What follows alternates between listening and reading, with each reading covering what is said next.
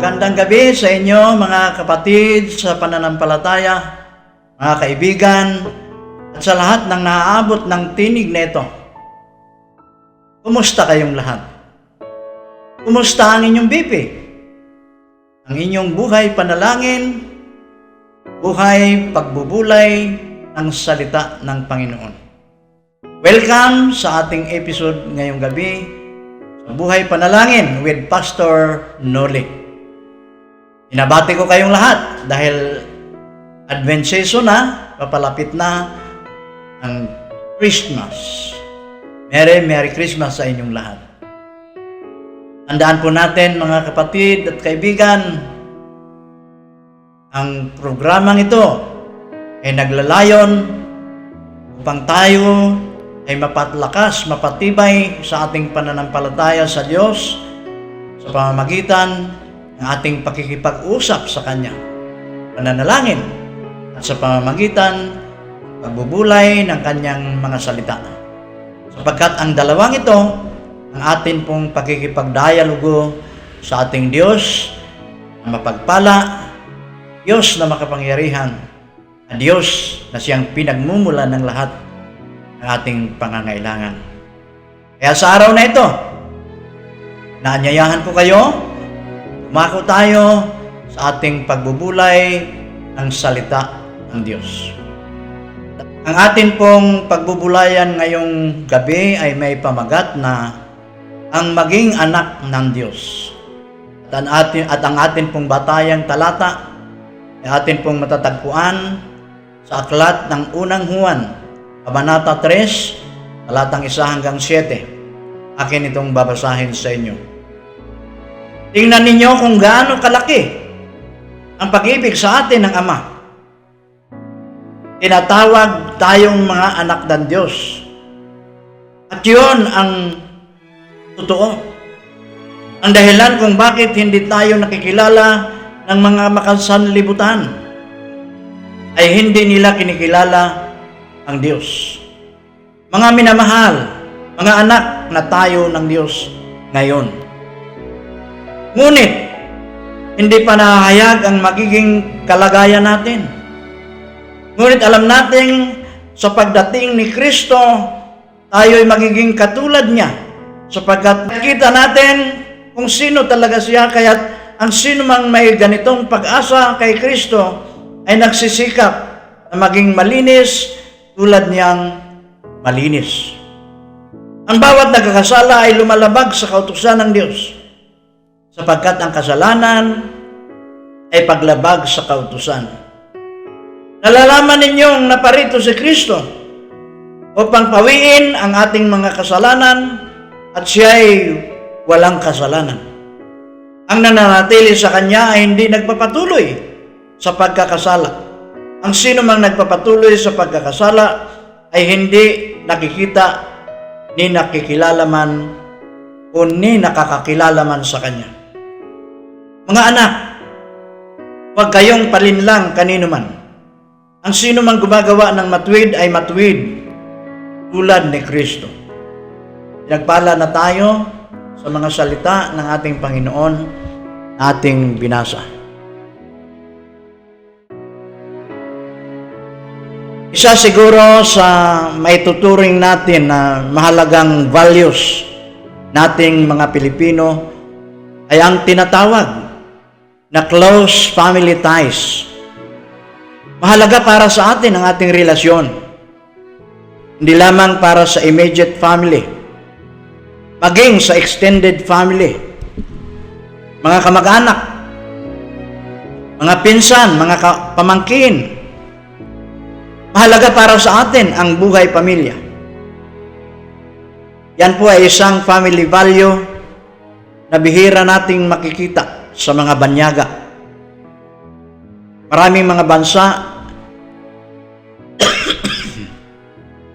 na kapag dumating na sa tamang edad, bumubukod na kaagad sa magulang ang mga anak. Pero sa ating mga Pilipino, hanggang magkaasawa, magkaanak, hanggat maaari, gusto natin magkakasama pa rin. Hindi man sa isang bubong. pero sa isang compound. Personally, isa yan sa mga values na talagang proud ako bilang isang Pilipino. Ang relasyon ng Diyos sa atin ay parang katulad din noon. Katulad ng isang kapamilya. Ang atin pong batayang teksto mula sa unang Juan ay nagpapatungkol sa pagiging anak ng Diyos. Ang ating Panginoon, kahit pa siya ay dakilang may likha, ang lahat ng ating nakikita, kahit pa siya ay makapangyarihan sa lahat, hindi niya tayo itinuturing na iba. Tayo ay kanyang itinuturing na pamilya, mga anak niya. At kapag sinabi na tayo ay anak ng Diyos, meron itong kaakibat na kahulugan sa ating buhay. At yan nga ang tinatalakay sa ating batayang teksto. At yan din ang pamagat ng ating pagbubulay ngayong gabi, ang maging anak ng Diyos. Paano nga ba tayo nagiging anak ng Diyos? Una, yan ay sa pamamagitan ng ating pagkilala sa Diyos. Dapat itinuturing natin siya bilang Panginoon at tagapagligtas ng ating buhay. Yan nga ang pinakaunang binibigyang diin sa ating batayang teksto. Sabi sa unang Juan 3:1, ang dahilan kung bakit hindi tayo nakikilala ng mga makasanlibutan ay hindi nila kinikilala ang Diyos. Marami nga ang mga taong hindi kumikilala sa Diyos noong mga panahon kong nasulat ang talatang ito. Ang mga tao ay marami at iba-iba ang paniniwala. Hanggang ngayon, mayroon pa rin ganon. Magkakaiba ang kanilang itinuturing at kinikilala ng Diyos. Nariyan ang mga sumasamba sa mga Diyos-Diyos na noon. At maging ang Emperor ng Roma ay sinasamba noon. At kinikilala rin nilang Diyos. Kaya naman, ang mga Kristiyano noon ay tila kakaiba sa lipunan. Dahil sila lamang ang kumikilala kay Kristo bilang Panginoon at Diyos ng kanilang buhay. Hindi sila katulad ng iba. Kahit hindi pa ganoon kadami ang mga sumasampalataya kay Jesus noong mga panahon na yon. Litaw na ang kanilang pagiging iba sa lipunan na kanilang ginagalawan. Dahil sila ay mga kumikilala kay Jesus bilang Panginoon at kaya sila ay tinuturing na mga anak ng Diyos.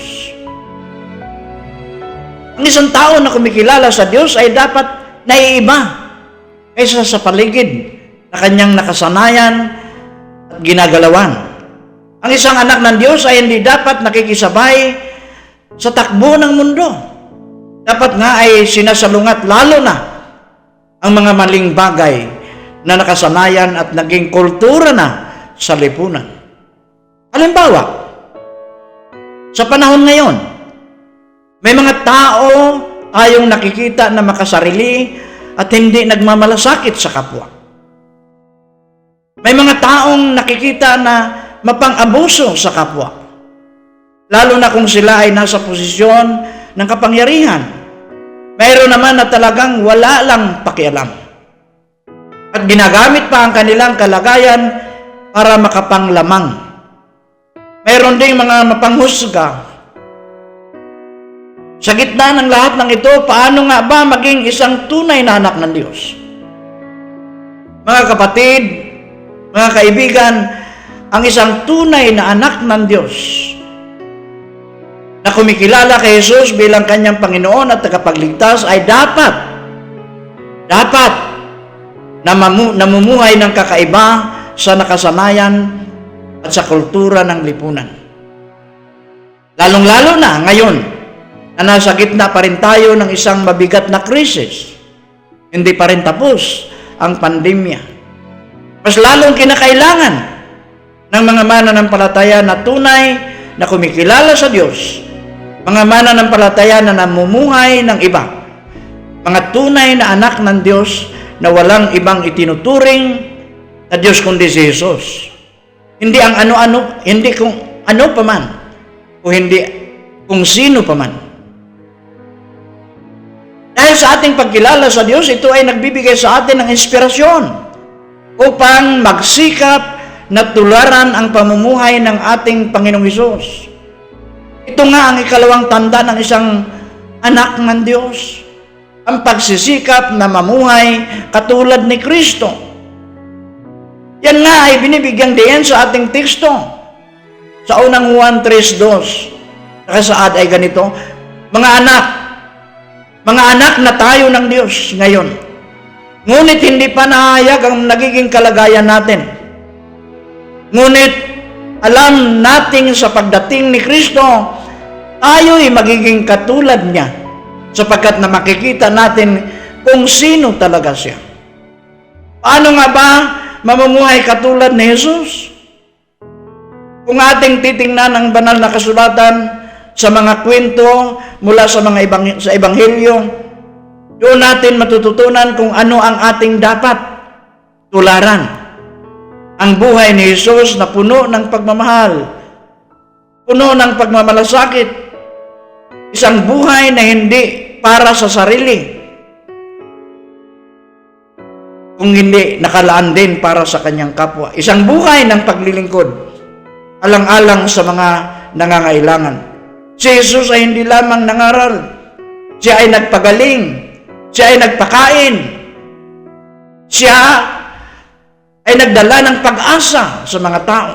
At sinasabi nga doon sa talatang 3, ang sino mang may ganitong pag-asa kay Kristo ay nagsisikap na maging malinis tulad niyang malinis. Dahil nga kinikilala na natin siya bilang ating Panginoon, kailangan ay nagsisikap tayo na tularan siya sa abot ng ating makakaya. Lahat naman siguro tayo ay nakaranas na magiging isang anak, di ba? At karamihan ng mga anak ay tumitingala sa kanilang magulang, lalo na ang isang batang paslit o baby pa lamang. Kapag nakita niya kung ano ang ginagawa ng kanyang magulang o kahit sinong nakakatanda, ginagaya o ginagawa din niya. Tinutularan niya. At ganito din tayo dapat bilang mga anak ng Diyos. Hindi sapat na kinikilala lamang natin si Jesus. Dapat nagsisikap tayo na tularan siya. Tularan natin kung paano siya nagiging mapagmahal. Si Jesus ay walang pinipili.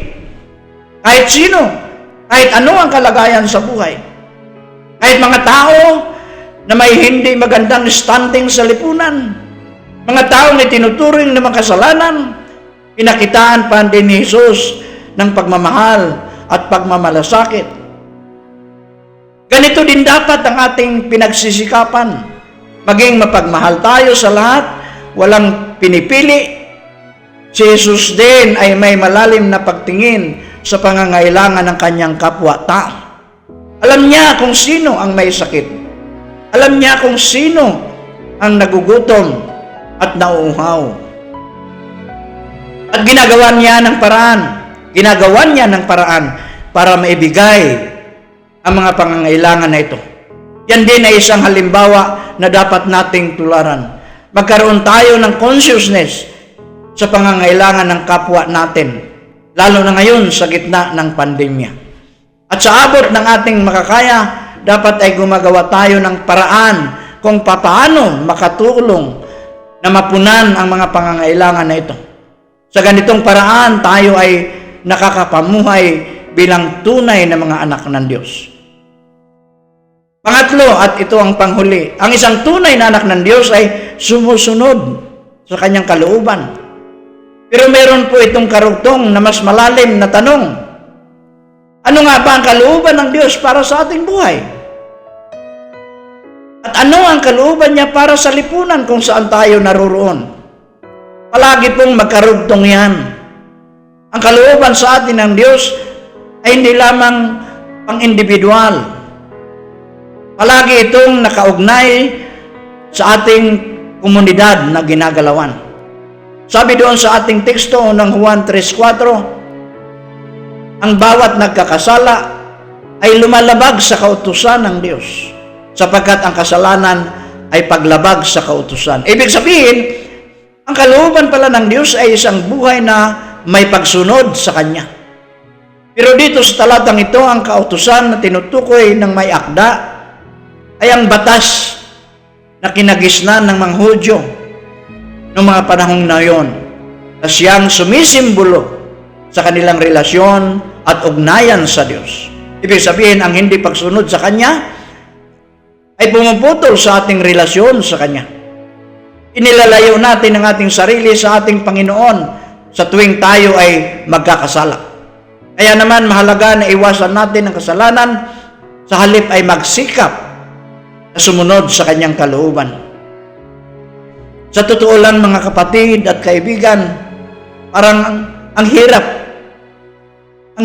gawin. Parang ang hirap naman mamuhay ng walang kasalanan. Parang ang hirap naman palang maging anak ng Diyos. Dahil mataas pala ang pamantayan. Parang wala naman po atang perpektong nakakasunod dito. Totoo naman yun. Talaga naman pong tayong lahat ay nagkakasala kung saan dapat tayong mamuhay ng naaayon sa Kanyang kalooban. Sa ating personal na buhay, nagkakasala tayo. At maging tayo bilang isang komunidad, bilang isang lipunan, nagkakasala tayo. Paano yun? Ibig sabihin ba noon ay hindi na tayo anak ng Diyos? Ibig sabihin ba noon ay tuluyan na tayong mapapalayo sa presensya ng ating Panginoon? Pakinggan ninyo ang mabuting balita mula sa ating batayang teksto, unang Juan 3:5. Naparito si Kristo upang pawiin ang ating mga kasalanan.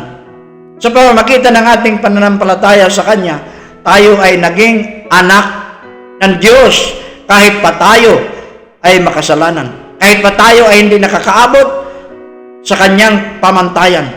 Pero mga kapatid at kaibigan, hindi ibig sabihin ito ay hindi na tayo magsisikap na mamuhay ng tama at matuwid dahil alam naman natin na papatawarin tayo ng Panginoon. Sabi nga natin kanina, ang isang tunay na anak ng Diyos ay kumikilala pa rin sa Diyos at namumuhay katulad ni Kristo. Masaya talaga sa pakiramdam kapag ikaw ay kabilang sa isang pamilya. Para sa ating mga Pilipino, mahalaga ito. Pero hindi natin may aalis ang katotohanan na mayroon ding ilan na wala ng pamilya at ito ay isang malungkot na katotohanan. Pero kahit na ganoon, sa harap ng ating Panginoon, tayo ay isang pamilya. Hindi man tayo magkakadugo, pero magkakapatid tayo sa pananampalataya dahil tayo ay mga anak ng Diyos. Kaya naman, mamuhay tayo bilang isang tunay na anak ng Diyos. Kilalanin natin si Jesus bilang Panginoon at tagapagligtas ng ating buhay at tayo ay sumunod sa Kanyang kalooban sa pamamagitan ng pagsisikap natin na tularan ang ating Panginoong Hesus. Sa ngalan ng Ama, ng Anak at ng Espiritu Santo. Amen. Tayo ay dumako sa ating pananalangin.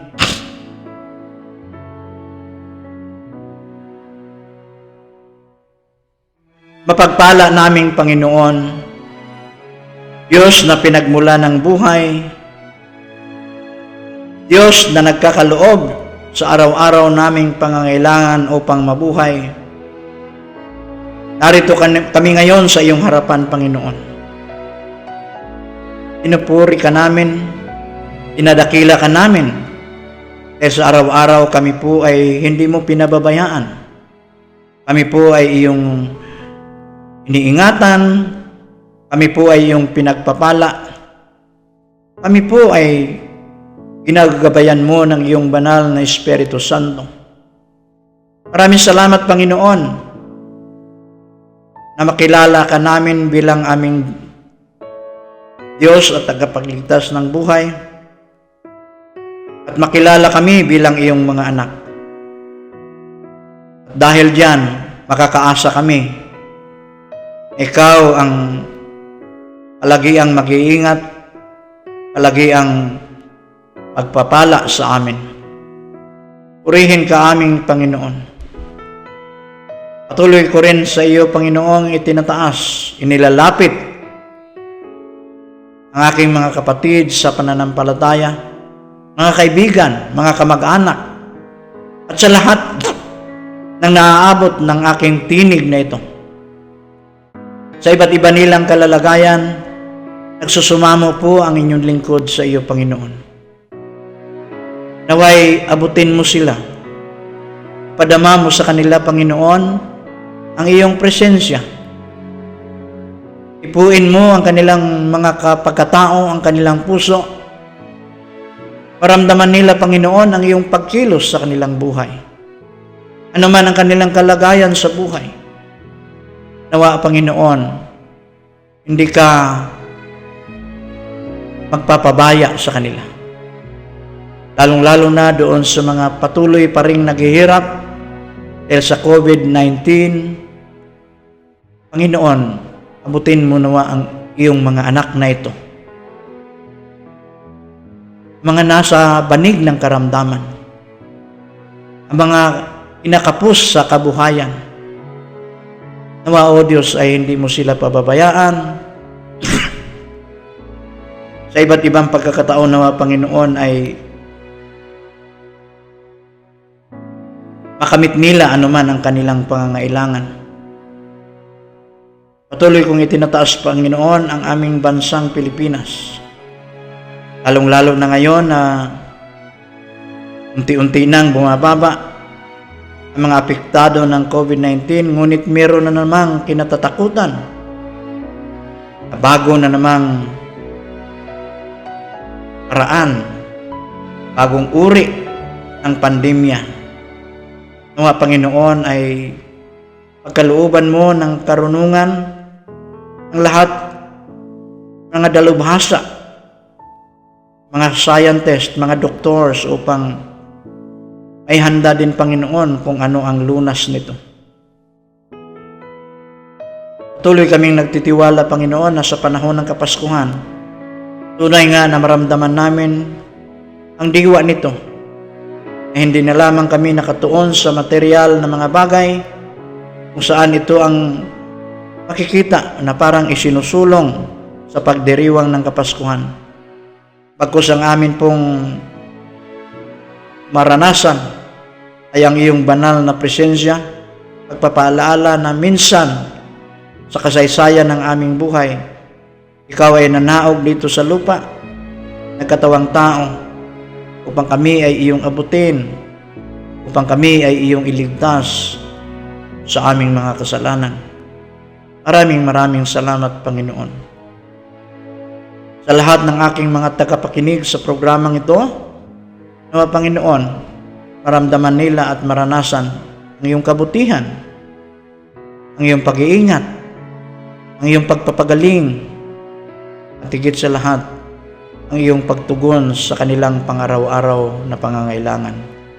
Pagalooban mo ang kanilang mga pamilya ng kapayapaan. Nawa sa kanilang tahanan ay maramdaman ang tunay na diwa ng pagmamahalan at pag-uunawaan. Dahil yan, Panginoon, ang ninanais mo para sa amin ay iyong mga anak. Kaya purihin ka, O Diyos, at ang lahat ng ito'y aming hiniling at pinapasalamatan sa ngalan ni Jesucristo na aming Panginoon. Amen. Pagkatapos ninyong marinig ang ating mensahe ngayon, at kung meron kayong mga katanungan, reflection kaya, kung nais iparating sa akin, kasama ang inyong mga kahilingan na ipapanalangin, maaari kayong mag-comment sa video na ito kung saan kayo nanonood o nakikinig. Maaari din kayong mag-send ng personal message sa ating Facebook page na Buhay Panalangin. Asahan ninyo, mga kapatid at kaibigan, na sa bawat episode ay aking bibigyang pansin ang inyong mga komento lalo na ang inyong mga kahilingan na panalangin na isasama ko sa aking pananalangin. Upang lagi kayong updated sa bagong episode ng Buhay Panalangin tuwing Martes ng gabi, maaari po ninyong i-like ang ating FB page na Buhay Panalangin, mag-subscribe sa ating YouTube channel at sa Spotify na Buhay Panalangin. Thank you and God bless us all.